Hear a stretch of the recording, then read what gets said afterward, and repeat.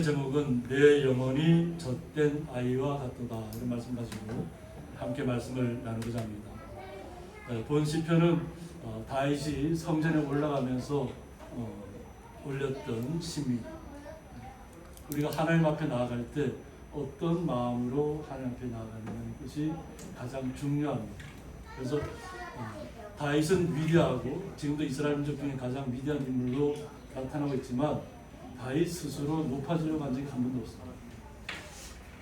항상 자신은 주님의 손에 붙들려서 갔을 뿐인데 때로는 승리한 골리앗을 물리치는 아주 작은 소년인데 골리앗을 물리치는 놀라운 용사로 나타납니다. 때로는 오히려 그 일 때문에 또 죽임을 당할까 봐 쫓겨다니는 도망자의 신세가 되기도 하고, 하나님께서 그러나 그때마다 피할 길을 내시고 길을 열어주셨다는 겁니다. 한 번도 높아지려는 마음이 없었지만 하나님께서는 그를 서서히 그런 시련과 연단과 고난을 통해서 그를 한 단계 높여주셨습니다. 그러니까 내가 원해서 올라간 것이 아니라 하나님이 그렇게 시련과 연단을 통해서 올려보내십니다. 그래서 우리에게 다가오는 시련과 연단은, 고난은 하나님께 감사해야 될 일입니다. 우리는 미래를 모르지만 하나님 우리의 마음을 아시고 우리의 미래를 한 계단 한 계단씩 올려주시는 분입니다. 그래서 오늘 본문의 시편에서 내 마음이 교만하지 아니하고 그랬습니다. 교만하지 않다는 얘기는 뭐냐면 하나님을 떠나지 않았다는 거예요. 교만한다는 뭐냐면 내 뜻과 내 주장과 내 지식으로 해보겠다는 거예요. 내 능력으로. 그것은 하나님이 없는 삶이에요. 그것을 갖다가 우리는 교만하다고 얘기합니다. 하나님이 자신이 없는 거예요. 그리고 자기가 능력이 뛰어나서 자기의 어떤 특별한 어떤 것으로 하는 줄 착각하는 것입니다. 이 땅에 많은 권력자들이 나타나 있고 그 권력자들이 주님을 영접한 분도 있지만 주님을 영접하지 않은 분들도 있습니다. 그들의 미래는 그들이 권력을 가졌다고 해서 하나님이 칭찬해 주시는 것이 아니라 권력을 가졌다 할지라도 그 권력을 남용하거나 하나님을 떠나서 사용하면 그 권력은 비참한 결과로 나타납니다. 하나님께서 시련과 연단이 있지만 하나님께서 높여주면 그에게 교만한 마음이 없으면 어떠한 고난이 있어도 그런 위대한 마음이 될 수 있습니다. 우리 성도들의 삶도 마찬가지입니다. 하나님이 나와 함께 한다면 우리의 삶은 매일매일의 삶이 기쁨의 삶이고 놀라운 은총이 날마다 나에게 임한다는 것을 깨닫는 삶인 줄 깨닫는다면 우리는 기쁨으로 이 땅에서 살아나갈 것입니다. 그래서 여기 다윗의 마음이 첫 번째가 교만하지 않다는 겁니다. 교만하지 않다. 그리고 두 번째가 뭐냐면 내 눈이 오만하지 않다는 거죠. 눈이 높다는 것은 뭐냐면 이미 마음의 생각들이 높아져 있는 거예요. 우리는 오히려 높아지면 높아질수록 어떻게 나가죠? 섬김의 자세로 나갑니다. 섬김의 마음을 갖고 있다는 것은 나에게 많은 것이 주어졌으면 이것이 하나님께서 나에게 이렇게 주신 것인데 이것을 나 혼자만 쓰라고 하는 것이 아니라 나에게 어려운 이들에게 나눠주신 삶을 갖는다면 하나님의 삶을 잘 이해한 것입니다. 그런데 내 자신에게 부와 명예가 많아질수록 이것은 내가 뛰어나서 이렇게 그리고 나보다 못한 사람들을 이렇게 저 사람들은 능력이 없어서 저렇게 나와 같이 부와 명예가 없다 이렇게 생각하는 사람들은 오만한 사람. 그러면 결국 어떻게 하냐면 그의 생이 많은 것을 가지고 있음에도 불구하고 파멸의 길로 나갈 수밖에 없습니다. 하나님이 싫어하시기 때문에. 우리는 다윗이 하나님의 마음에 합했다는 것은 뭐냐면 하나님을 진정으로 알았고 어떠한 환경에 나갈 때도 물맷돌 하나만 가지고 나갈 때도 하나님이 나와 함께 하신다는 것을 알았기 때문에 두려워하지 않았다는 것입니다. 창과 칼로 나가지 않았습니다. 하나님의 말씀으로 나갑니다. 하나님 나와 함께 하신다는 말씀. 분명히 물맷돌을 가지고 나갔지만 하나님이 나와 함께 하신다는 그것을 믿었기 때문에 물맷돌을 돌릴 수 있었던 것입니다. 그러면 우리는 마음도 교만하지 않아야 되겠고 눈도 오만하지 않아야 되고 우리 내 생각이 높아져 있으면 안 돼요. 오히려 나에게 좀 많은 것이 있으면 오히려 섬기는 대로 사용하신다면 우리 보통 예수님께서 떡을 떼서 7이나 8개로 나누어서 흘려보내라고. 흘려보낸다는 건 뭐냐면 그 물을 이렇게 한번 강물에다 떡을 떼서 이렇게 흘려보내면 그걸 찾을 수 있나요? 못 찾아요. 내가 그 물에 뛰어들어가서 그걸 찾아와야 되나요? 안 흘려보내는 거 흘려보내는 거 끝나야 돼. 기억하지 말아야 돼. 근데 하나님은 어떤 방법으로 하시냐면 나는 떡을 떼서 7이나 8개 흘려보냈는데 하나님은 또 다른 방향을 통해서 나에게 은혜가 계속 그렇게 흘려보낼 수 있도록 은혜가 임하는 것이. 내가 준 것이 아까워서 그것을 다시 찾아오려고 하면 그 삶은 피폐한 삶이 되고 망가지는 삶이 되고 우리는 흘려보낸다는 것이 뭐냐면 선교의 모습이 그렇습니다. 우리 3.6개 선교팀이 기도하면서 자신의 것을 들여서 이 땅에 여기까지 와서 하나님 앞에 헌신하고 받으려고 오셨나요? 여기서? 흘려보내려고 오십니다. 근데 하나님은 더 놀라운 것으로 축복하실 줄 있습니다. 우리가 상상하지 못한 것으로 하나님은 축복하실 줄 있습니다. 또한 우리 성도들 마찬가지로 우리 이곳에 온 형제 자매들 또 이렇게 손주 손녀들을 축복해 주시면 그 축복이 하나님 축복이 우리 성도들에게 동일하게 임할 줄 있습니다. 그리고 우리가 세 번째 생각을 끝만나면 내가 큰 일과 감당하지 못할 놀라운 일을 하려고 하고 있습니다.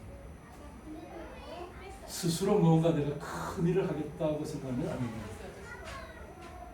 나는 하나님이 특별히 나를 사용해 주시니까 내가 하나님을 놀라게 해드려야 되겠다. 하나님이 깜짝 놀라실 수 있도록 내가 큰 일을 한번 계획해서 하겠다 이러면 그건 오판이에요. 하나님은 그걸 요구하신 적도 없고 그걸 해야만 기뻐해 주신다는 얘기를 한 적도 없습니다. 오직 예수님을 우리의 마음속에 영접하고 날마다 주님과 동행하면서 기뻐하고 감사하면 됩니다. 우리 호흡이 뭐라고 그랬어요? 호흡 자체가 숨쉬는 기도입니다. 꼭 말로 하지 않는데 마음의 생각도 기도입니다. 항상 하나님을 내가 어느 곳에 있든지 기억하면 그것이 바로 기도입니다. 그래서 하나님께서 쉬지 말고 기도하십니다. 말로 내야만 기도가 아니라 우리 삶 속에서 하나님을 기억하고 하나님 앞에 감사하는 것이 바로 기도인 줄 믿습니다. 그래서 우리는 이 땅에서 큰 일을 하라고 하나님께 보내신 것이 아닙니다. 하나님께 만들어 오신 이 세상을 마음껏 누리라는 이런 아름다운 자연을 주신 하나님을 감사하시고 맑은 물을 주신 하나님께 감사하시고 모든 순간순간 들에 핀 꽃을 볼 때마다 하나님 감사합니다 고백하시고 꽃이 얼마나 그런데 하나님은 그 꽃보다도 우리를 더 소중하게 여기신다. 우리는 큰 일을 하려고 이 땅에 온 것이 아니라 하나님과 함께 동행하면서 하나님이 나의 구주로 나의 구원자로 나의 생명의 원천이죠. 생명의 원천이죠. 그분을 항상 높여드리는 자리에 우리가 있어야 될 줄 있습니다. 그리고 감당하지 못할 놀라운 일이라고 했는데 이 놀라운 일이라는 건 뭐냐면 팔라라고 해서 뛰어나다, 비범하다. 여기서는 자신을 과시하기 위한 노력들을 얘기합니다. 내가 뭔가를 나타내야만 하나님이 기뻐하시지 않을까 착각하시면 안 됩니다. 자신을 과시하는 것은 결국 거만하고 오만한 자리에 가는 것입니다.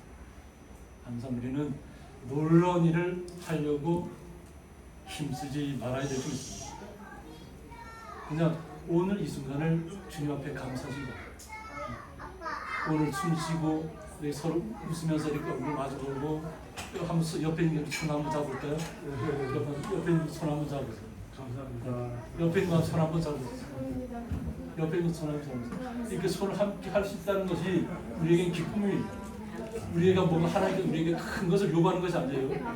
하나님께서 우리가 매일같이 이렇게 우리 이웃들과 우리 성도들과 함께 기뻐하고 즐거워하면서 기쁨으로 나아가는 그것이 주님께서 원하시는 것이지 그런 중에 하나님께서 우리를 자꾸 단계적으로 이끌어 가시는 거예요.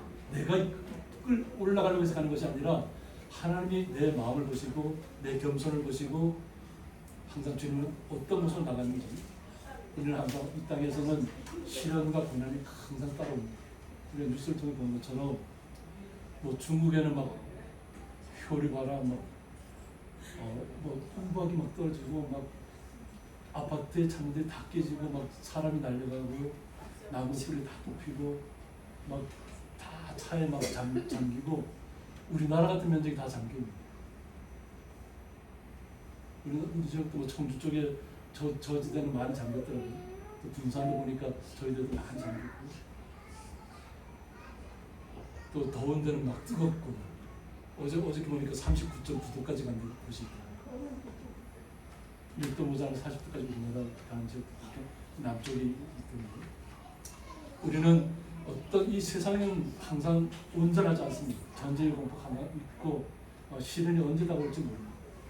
그러나 우리는 그것을 두려움으로 받아들이는 것이 아니라 주님이 나와 함께 한다면 내가 있는 자리에서 주님과 함께 기뻐하시기 원합니다. 첫째는 우리 삼일교회 형제 자매님들은 부부의 연을 맺게 해주셨고 자녀의 복을 주셨잖아요. 그럼 그것을 온전하게 누리시는 그것이 주님을 기쁘게 해드리는 삶인 줄 믿습니다. 아이들과 함께 기뻐하는 삶, 이것이 우리 하나님께서 원하시는 삶. 그래서 우리가 이 땅에서 하나님 앞에 나왔을 때 뭔가 특별한 일을 해야만 내가 널 인정해 주겠다 한 적이 한 번도 없어요. 그냥 우리 존재 자체가 하나님 앞에 기쁨이에요. 존재 자체. 우리의 모습은 달라도 우리의 마음은 주님의 마음을 닮아 있습니다. 우리는 주님의 마음을 닮아 있는 것이 다 모두 다. 오직 다윗이 하나님만 신뢰했던 것처럼 우리도 하나님만 신뢰해야 될 줄 있습니다. 오직 예수님만 나의 구원자로 나의 구세주로 날마다 모시고 살아가시는 겁니다. 이것이 다윗이 살았던 삶이고 우리 성도님들이 이 시대에 예수님과 함께 살아가는 삶인 줄 믿습니다. 그리고 실로 내가 내 영혼으로 하고 있습니다. 우리는 육체를 가지고 있지만 우리의 마음을 주장하는 영혼이 있습니다. 영혼이 없다면 우리의 육체는 아무것도 없습니다. 그런데 내 영혼을 얻으면 고요하고 평온하게 하기를 합니다. 우리의 영혼은 항상 고요한 가운데 평온한 가운데 있기를 주님께서 원하시는 거예요. 저도 자랑 좀 할까요?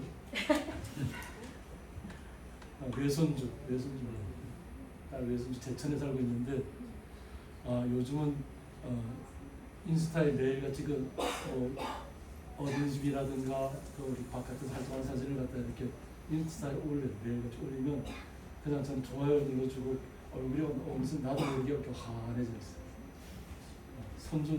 손주를 본다는 것은 우리 부모님들 지금 자녀들 보는 그 마음이 말로 표현하지 않아도 흐뭇해져. 지금 둘째 하원이는 4월달에 태어났습니다. 아직 3개월이 채 안 됐습니다. 4월 16일에 태어났는데 정결했는데 얼마나 윤우가 잘 봐주는지 몰라요. 윤우가 엄마한테 자기 동생 있게 해달라 해서 원래 하나만 갖고 안 가져했는데 하도 쫄라서 둘째를 결국 가졌어. 그리고 얼마나 잘 돌봐주는지 몰라요. 잘 돌보는데 우리는 오늘 본문에 나오는 젖된 아이가 부모의 품에 안겼을 때 어떤 모습입니까? 젖을 떼기 전까지는 그냥 엄마한테 자꾸 뭐든지 해달라고 하잖아요. 뭐든지 요구하고 뭐든지 싱얼거리고 떼도 쓰고 막 이러지만 젖을 떼고 나면 젖을 뗀 아이가 엄마 품에 딱 안겼을 때는 뭐가 요구하는 것이 아니라 그 자체가 평온한 거예요. 엄마가 나와 함께 있다는 거. 그것 때문에 마음이 평온하게 있는 것입니다. 그러니까 먹을 것을 구하지 않는다. 엄마만 내 옆에 있다. 그래서 오늘 본문에서 다윗이 표현하기를 젖된 아이가 그의 어머니 품에 있음 같게 합니다. 내 영혼이 고요하고 평온한 이유가 어머니 품에 안겨 있는 것처럼 있다는 거예요. 우리의 마음이 주님의 품에 안겨 있을 때 주님이 나와 함께 하시고 주님이 나와 어떤 상황 속에서 나와 함께 하시는 안다면 우리의 마음은 고요하고 평온함을 날마다 누리셔야 될 줄 있습니다. 우리는 이 시적인 표현을 통해서 아이가 침을 댈 때가 있지만 졌을 때, 떼고 났을 때는 그냥 우리가 주님의 품에 안겨 있으면 얼마나 편합니까? 그냥 나의 모든 것을 다 아시는 분이, 나의 미래조차도 다 아시는 분이, 우리는 미래를 모르지만 아시는 분이 우리와 함께 하신다. 그것이 우리에게 기쁨인 줄 믿습니다. 그래서 우리의 마음이 항상 주님의 품에서 젖된 아이가 그의 어머니 품에 있음가도록 우리는 항상 그런 마음의 자세를 갖고 있어야 될 줄 믿습니다. 내 영혼이 젖된 아이와 같다 하겠습니다. 이것은 다윗의 마음을 표현합니다. 다윗의 마음, 다윗의 영혼이 지금 현재 젖된 아이와 같다. 어린 아이의 모습을 표현했지만 우리를 얘기합니다. 우리 자신을. 우리가 지금 연세가 많으니까 하나님 앞에 나는 하나님 앞에 가서 나이 많다고 자랑할 수 있나요? 100세를 먹어도 하나님 앞에 가서는 나이 자랑할 수가 없습니다. 오직 주님만을 신뢰하는 주님만을 신뢰하는. 이것은 시적인 표현으로 젖된 아이라는 모습을 표현을 하시지만 우리의 온 영혼, 마음이 주님의 품에서 오직 주님만을 신뢰하는 가운데 이 땅의 모든 삶을 이겨낼 것을 우리의 마음속에 간직하는 것입니다. 다윗이 깨달은 마음이 이렇게 다윗이 깨달은. 우리 손주 손녀들을 바라볼 때 어떤 거예요? 그냥 흐뭇하시죠? 그냥 마음이 흐뭇한 거예요. 내 아들 딸을 바라볼 때 어떤가요? 그냥 흐뭇한데 뭘 해줘서 흐뭇한 게 아니라 바라만 봐도 좋은 것이 나의 자녀들입니다. 그것처럼 하나님께서 우리를 그렇게 생각하고 계십니다. 그런데 우리도 또한 주님의 품에 안겼을 때 고요하고 평온해야 됩니다. 마음의 평안, 어떤 세상에 어떤 풍파가 다가온다 할지라도 마음만 평온함을 유지해야 될 줄 있습니다. 깨달았을 때 어떤 마음이 나오냐면 이스라엘아 지금부터 영원까지 다윗이 깨닫고 나니까 이스라엘 백성에게도 똑같이 자신이 느꼈던 말을 알려주고 싶다는 거예요. 함께 주님을 예배하는 모든 사람이 마음속에 주님 때문에 고요하고 평온하고 교만하지 않고 오만하지 않고 오직 주님만을 신뢰하면서 이 땅의 모든 삶을 함께 주님과 함께 동행하기 원하는 것입니다. 그것을 이스라엘 백성에게도 원하는 것입니다. 다윗은 내가 깨달은 것을 이스라엘 백성도 깨닫기를 원하는 것이고 이것이 지금부터 영원까지 여호와를 바랄지어다 하는 것입니다. 언제부터라고요? 지금부터 영원까지. 하나님 나에게 잘해 주실 때만 하나님 기뻐하나요? 우리는 우리의 삶이 어떻게 튈지 모릅니다. 아무리 잘 살았다고 하는 사람도 자신의 삶은 험악한 세월을 살았다고 얘기합니다. 하나님 보호하셨음에도 불구하고 험악한 세월을 살았습니다. 이 세상의 풍파를 다 겪었다는 거예요. 근데 그 겪으면서도 하나님이 나와 함께 하셨다는 걸 잊지 않았다는 거예요. 그것이 고백입니다. 믿음의 사람들은 진해도 하면 하나님 그때 이렇게 나를 지켜줘서 감사합니다 하는 고백이 나와야 될 줄 있습니다. 오늘 이 순간도 감사해야 되잖아요. 지나고 나서도 미처 그때는 제가 깨닫지 못했지만 하나님이 이렇게 해서 저를 낮추셨고 또 그 낮추신 가운데서 저를 보호하셨고 인도하셨다는 것을 깨닫는 마음입니다. 이것을 영원토록 우리는 주님의 나라에서도 영원토록 주님과 거할 때도 날마다 이것은 오직 하나님만을 바라봐야 될 줄 있습니다. 이것이 오늘 본문에서 말하는 다윗의 마음입니다. 자신이 깨달은 마음을 시를 통해서 자신의 마음이 젖된 아이와 같다. 무엇을 요구해서 무엇을 나에게 주어야만 내가 하나님 감사합니다 하는 거 아니라 그냥 주님의 품에 있을 때 저는 감사하겠습니다. 주님의 품에 있을 때 저는 만족합니다. 더 이상 바랄 것이 없습니다. 주님 한 분만으로 우리는 어떻게 해요? 만족한 삶을 누리셔야 될 줄 있습니다. 다윗의 마음이 우리 성도님의 마음이고 또 우리 오늘 선교를 통해서 오신 우리 삼일교회 형제 자매님들 그리고 아이들의 모습인 줄 믿습니다. 하나님께 영원토록 고요하고 평온하게 이끌어갈 줄 믿고 우리의 삶도 앞으로 도시로 돌아갔을 때에도 기쁨으로 살아가시기를 원합니다. 아멘. 또 우리 성도님들은 또 우리 청년 형제자매를 기억하시고 또 기도해 주시기 바랍니다. 이 시대를 이끌고 나가는 젊은이들이 앞으로 하나님 품에 이끌려서 하나님 손에 이끌려서 이 나라를 세울 수 있는 지도자로 나타날 수 있도록 각자의 자리에서 곳곳마다 정말 소금의 역할, 빛의 역할을 감당할 수 있도록 기도해 주시기 바랍니다. 함께